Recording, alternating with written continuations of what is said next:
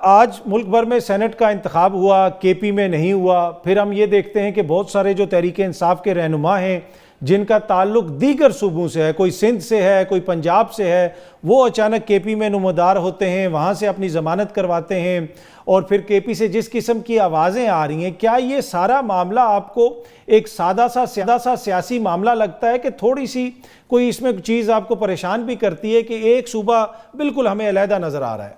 देखिए, जो केपी के है उसमें इस वक्त पीटीआई की हुकूमत है, खा नाम उसका कुछ भी हो, और वहाँ ओवरवेलमिंग मेजॉरिटी उसने हासिल की है और लोगों की भारी अक्सरियत उसके साथ है। इसी तरीके से आप देखें तो एक सेंटिमेंट तो वहाँ मौजूद है, लेकिन अब जाहिर है कि ये हुकूमत जो है वो दस्तूर के ताबे कायम है और हमारा निज़ाम भी एक दस्तूर के ताबे चल रहा है।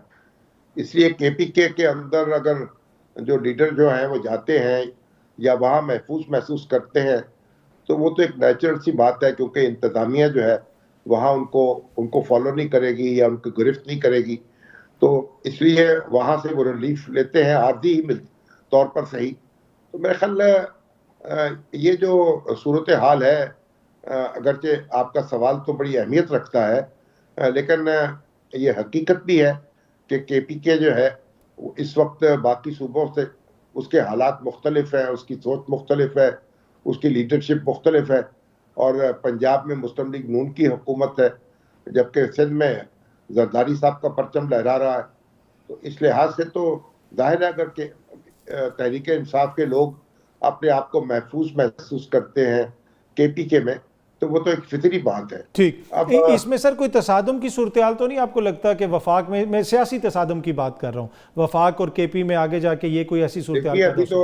अभी तो जो पेशावर हाई कोर्ट है उसने जो ख्वातीन की नशिस्तें हैं उसके हवाले से पीटीआई के खिलाफ फैसला दिया है और कहा है कि वो जो उनको हलफ दिया जाए जो कि दूसरी जमातों की अरकान जो हैं वो मुंतखब हो गई हैं और पीटीआई को वहाँ ख्वातीन की नशिस्तें नहीं मिल पाई। लेकिन पीटीआई के जो जिम्मेदार हैं वो तो उस फैसले पर अमल नहीं कर रहे और उसके लिए सुप्रीम कोर्ट जा रहे हैं और आज सूबाई असम्बली का इजलास भी नहीं हो रहा और फिर वो हलफ भी नहीं उठा सकी और वहाँ सेनेट के इंतखाबात भी नहीं हो रहे। तो अब ये तो मतलब जाहिर है कि कुछ तजावुज़ भी तो हो रहा है ना आईन और कानून के दायरे से। तो पीटीआई के जिम्मेदारों को भी समझना चाहिए। अगर तो पेशावर हाई कोर्ट का फैसला ये होता और तो फिर तो उसको वो फॉलो कर लेते, लेकिन अब तो फैसला तो उनके खिलाफ आया है तो उसको उन्हें तस्लीम करना चाहिए। उसमें सर जो वज़ीर आला की लैंग्वेज है, आज तो उन्होंने बाकायदा ये कहा कि हम किसी सूरत में हलफ नहीं लेने देंगे, ये हमारा हक है। तो वो तो ये एक तरह से तौहीन अदालत की वैसे पटिशन तो गई है, लेकिन लग रहा है इस तरह है कि वो ये समझ रहे हैं कि हम अगर मुज़ामत करेंगे तो शायद कोई हमें हमारा कोई हक वगैरह मिले। ये सोच उनकी किस हद तक दुरुस्त है आपकी नज़र में? देखिए, ये सोच तो बिल्कुल गलत है। जब वो अदालत में मामला है तो अदालत का जो फैसला है उस पर अमल करना पड़ेगा। अगर उस पर अमल नहीं किया जाएगा तो पीटीआई के लिए मुश्किलात पैदा होंगी, गंडापुर साहब के लिए भी मुश्किलात पैदा होंगी। तो कोई ऐसी देखें, जब वो खुद सुप्रीम कोर्ट जाते हैं, हाई कोर्ट जाते हैं और फैसला उनके खिलाफ आता है तो उस पर भी अमल करना चाहिए। जब फैसला उनके हक में आए तो उस पर भी अमल होना चाहिए। ये तो नहीं हो सकता कि कड़वा कड़वा जो थू और मीठा मीठा हक। तो ये तो अपने लिए मुश्किलात पैदा कर रहे हैं। ठीक है, तो कोई ऐसी सूरत नहीं है। ठीक है, केपी के हालात हैं, वो एक बड़ा हमारा हसास सूबा है, अफगानिस्तान से जुड़ा हुआ है, लेकिन बहरहाल वहाँ आईन और कानून के ताबे ही हमें चलना है और पीटीआई को भी उसके ताबे चलना चाहिए और उसके मुखालफों को भी उसके ताबे चलना चाहिए।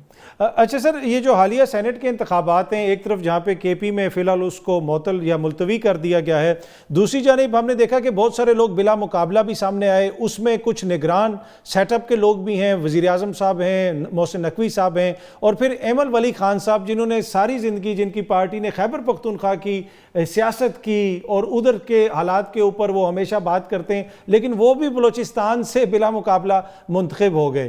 तो आप क्या समझते हैं कि ये भी हमारी बस सियासत का हुस्न है या बदलती हुई सियासत है? कैसे देखते हैं आप इसे? देखिए, जो हमारा आईन है वो इस बात की इजाज़त देता है और कानून भी इस बात की इजाज़त देता है कि अगर कोई शख्स जो है वो वोटर बनता है किसी दूसरे सूबे का या वहाँ सकूनत इख्तियार करता है, अपना वोट ट्रांसफर कर लेता है, तो वो उस सूबे का शहरी समझा जाएगा। और बलूचिस्तान में भी क्योंकि पश्तून इलाका जो है बहुत बड़ा है और उससे ताल्लुक भी है अहमद वली खान का, तो इसलिए वहाँ अहमद वली खान ने अपना वोट ट्रांसफर कराया और वहाँ से वो सेनेटर मुंतखब हो गए। और इसी तरह मौलाना फजलुर रहमान जो है वो कौमी असम्बली के मेंबर मुंतखब हुए। अगरचे कि कौमी असम्बली का मेंबर मुंतखब होने के लिए आपको वोट ट्रांसफर नहीं कराना पड़ता, वो तो आप पूरे मुल्क में किसी जगह से भी इलेक्शन लड़ सकते हैं, लेकिन सेनेट का मामला मुख्तलिफ है। तो अब ये जो कुछ भी है ये आइन और कानून के दायरे में हो रहा है और उससे पहले भी ऐसी मिसालें मौजूद हैं। यानी प्रोफेसर खुर्शीद साहब जो थे उन्होंने अपना वोट ट्रांसफर कराया था केपीके में और वहां से वो सेनेटर मुंतखब हुए थे। और इसी तरीके से हमारे कराची में रहने वाले पश्तून भाई जो हैं वो भी अपना वोट ट्रांसफर करा के और केपीके से सेनेटर मुंतखब होते रहे। तो ये जो कानून जो है वो इस रास्ते में रुकावट नहीं डालता, एक तरीका तय करता है, उसके मुताबिक ये सारे मामला होते हैं और हो रहे हैं। ठीक है। अच्छा सर, ये जो जजेस वाला मामला है, खत लिखा गया जजेस की जानिब से और अब मोअज़्ज़ज़ अदालत ने इस पे सुमोटो एक्शन भी ले लिया है, आपको लगता है कि ये मामला आगे बढ़ेगा, इसका कुछ ना कुछ कोई हल निकलेगा, या फिर ये एक तवील जो फहरिस्त है यहाँ पे केसेस की और कमीशंस की उसी में इजाफा होगा बस? देखिए, अब तो सुप्रीम कोर्ट ने सुओ मोटो नोटिस ले लिया है और एक बड़ा बेंच भी मुकर्रर कर दिया समाअत के लिए, तो आपको कमीशन का मामला तो रहा नहीं। और ये वैसे भी मैं समझता हूँ कि ये मामला अव्वलन तो खुद इस्लामाबाद हाई कोर्ट को तय कर लेना चाहिए था और इंतजामी इक़दाम करने चाहिए थे जिससे जो लोग मदाखलत कर रहे थे उनके खिलाफ कार्रवाई होती। और अभी सुप्रीम कोर्ट को इस मामले में बड़ा वाज़ेह मौक़िफ़ इख्तियार करना चाहिए। हम इजाज़त नहीं दे सकते किसी तौर भी किसी भी अदारे को, खा वो कितना ताकतवर क्यों ना हो, कि वो अदालती मामलात में मदाखलत करे और अदालतों को अपने ज़ेरे असर लाने की कोशिश करे। तो जो लोग भी हैं ज़िम्मेदार, उनको जहाँ सज़ा मिलनी चाहिए वहाँ मुस्तक़बिल में भी हमें तय कर लेना चाहिए कि इस तरह की सूरत हाल पैदा होगी तो उसका सद्देबाब कैसे होगा। अगर अदालतें भी हमारी मजाक बन के रह जाएंगी तो फिर तो हमारा पूरा मुआशरा जो है तितर बितर हो जाएगा, फिर हमारा नज़्म इज्तिमाई जो है वो मुंतशिर हो जाएगा।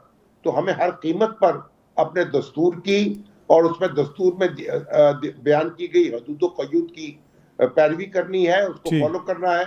इसके बगैर तो फिर हमारी रियासत जो है उसको हम संभाल नहीं सकेंगे। ठीक। अच्छा सर, अभी हमने देखा कि गुज़िश्ता रोज़ नैब ने इस्लामाबाद हाई कोर्ट में कहा कि जो इमरान खान साहब और उनकी अहलियाँ हैं तोशा खाना केस में अगर उनकी सज़ा मअतल होती है तो हमें कोई एतराज़ नहीं। अब उनको 14 बरस वहाँ पे सज़ा हुई हुई है और नैब ने इतनी मेहनत करके उन्होंने कहा कि हमने एविडेंस इकट्ठे किए और उनको सज़ा दिलवाई और अब वो ये कह रहे हैं अगर मअतल हो जाए तो हमें कोई इशू नहीं है। इसी तरह माजी में शरीफ ख़ानदान के ऊपर तरह तरह के इल्ज़ामात लगाए गए, उनके मुकदमात चलते रहे, बाद में नैब ने कहा कि जी अब हमें कोई एतराज़ नहीं है।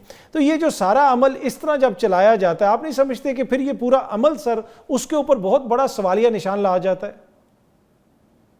देखिए, बात तो आपकी दुरुस्त है। असल में बात यह है कि जब नैब के चेयरमैन ऐसे मौजूद होंगे जो किसी दबाव में आ जाएंगे और उसके मुताबिक फैसले करेंगे तो उसके नतीजे में वो सारी कबाहतें पैदा होंगी जो माजी में हुई हैं। और जस्टिस जावेद इकबाल ने इस हवाले से कोई काबिल फ़ख्र काम नहीं किया। और लेकिन अब तो एक उसकी सरबराही जो है एक रिटायर्ड जर्नल के सुपुर्द है और जिनकी बड़ी अच्छी शोहरत है, नज़ीर अहमद साहब की। तो अगर उनकी क़यादत में नैब ने मामले का असर जायज़ा लिया है और एक ऐसा मौक़िफ़ इख्तियार किया है कि जिससे खान साहब को रिलीफ मिलने में आसानी हो सकती है, तो इसका खैर मक़दम करना चाहिए। और नैब को चाहिए कि दूसरे मामलात जो हैं उनका भी जायज़ा ले और जहाँ जहाँ नज़रसानी हो सकती है वो नज़रसानी की जाए। आखिर कब तक हम एक दूसरे को चौके देते रहेंगे, एक दूसरे को जख्म लगाते रहेंगे और हमारे लीडर जो हैं उनका तमाशा बनाते रहेंगे, उसके नतीजे में तमाशा बनते रहेंगे। तो कोई हद तो होनी चाहिए ना, कहीं तो फुल स्टॉप आना चाहिए। अच्छा, नैब की क़यादत जो मौजूदा है जी इस हवाले से यानी ऑब्जेक्टिवली मामलात को देख रही है तो बड़ी खुशाइंद बात है। तो इसमें तो हमें मुसर्रत का इज़हार करना चाहिए। अच्छा सर, यहाँ पे सियासी पॉइंट स्कोरिंग में एक दूसरे को सियासी जख्म भी लगाए जाते हैं, जिसकी जानिब आपने भी इशारा किया, विक्टिमाइजेशन भी होती है। एक तो ये भी बताइएगा कि ये जो जख्म है ये सिर्फ सियासी जमातों तक महदूद होते हैं कि या फिर माशरे को और मुल्क को भी लगते हैं और मुल्क भी ब्लीड करता है, ये भी बताइएगा। और दूसरा, क्या इमरान खान साहब को कोई रिलीफ मिलता हुआ आपको नजर आ रहा है सर? देखिए, अगर आप अपने माजी पे नजर डालें तो रिलीफ लोगों को मिलते रहे हैं। आज मियां नवाज शरीफ साहब जो हैं वो कहाँ खड़े हैं? आज से 3 साल पहले, 4 साल पहले कहाँ खड़े थे? और वक्त जो बदलते देर नहीं लगती, तो इसलिए इमरान खान साहब को भी रिलीफ मिल सकता है और मिलना भी चाहिए। लेकिन बुनियादी बात यह है कि जब हमारे अहले सियासत है, उनकी जिम्मेदारी है तो वो एक दूसरे को जीने का हक दें, एक दूसरे को तस्लीम करें, एक दूसरे को स्पेस दें। बुनियादी जिम्मेदारी तो उनकी है। जब वो एक दूसरे के साथ मिलके नहीं बैठते, कोई कवायद जवाबत के अंदर रहते हुए मामला नहीं करते, उससे फिर दूसरे अनासर फ़ायदा उठाते हैं। फिर हमारा जश्न सियासत भी मजरू होता है और जश्न कौमी भी मजरू होता है। हमारी मुआशरत भी ख़राब होती है, हमारी मईशत भी ख़राब होती है। तो आज जो कुछ हमने हाल किया है अपना, वो अपने मुल्क का, वो तो हमें देखना तो चाहिए ना। कम से कम अपना हाल ही देख लें आईने के सामने खड़े होकर। ठीक। अच्छा सर, आखिर में बताइएगा कि ये जो वफाकी काबीना है उसमें दो बड़े इंपॉर्टेंट पोर्टफोलियोज हैं, दाखिला का और ख़जाना का। अब एक पे मोहसिन नकवी साहब हैं, एक पे औरंगज़ेब साहब हैं। दोनों शख्सियात का नून लीग से, पीपल्स पार्टी से कोई ताल्लुक़ नहीं है। तो ये फिर हुकूमत जो है, ये क्या आप समझते हैं कि एक बाख्तियार हुकूमत है और शहबाज शरीफ साहब के ये लोग अंडर काम कर रहे हैं या उनके साथ काम कर रहे हैं? देखिए, मोहम्मद औरंगज़ेब साहब जो हैं, वो तो आपको मालूम है कि यानी असदुर रहमान साहब जो मुस्लिम लीग के पुराने रहनुमा हैं, और खलीलुर रहमान रमदे साहब जो हमारे सुप्रीम कोर्ट के जज हैं, उनके भतीजे हैं और शायद रमदे साहब के दामाद भी हैं। तो उन सब तो मुस्लिम लीग से एक पुराना ताल्लुक़ है और उनको तो अजनबी नहीं कह सकते आप बिल्कुल। जहाँ तक मोहसिन नकवी साहब का ताल्लुक़ है, उनको भी पीपल्स पार्टी और मुस्लिम लीग नून ने गोद ले लिया है। तो जब आप ओन कर लें जो जमातें, तो फिर क्या कहेंगे आप? उनको इस पर मुबारकबाद ही देंगे ना। तो अगर वो राजी हैं तो हमें क्या नाराजगी हो सकती है? बिल्कुल, हमें क्या जरूरत है एतराज करने की? खुदा खुश। बिल्कुल ठीक।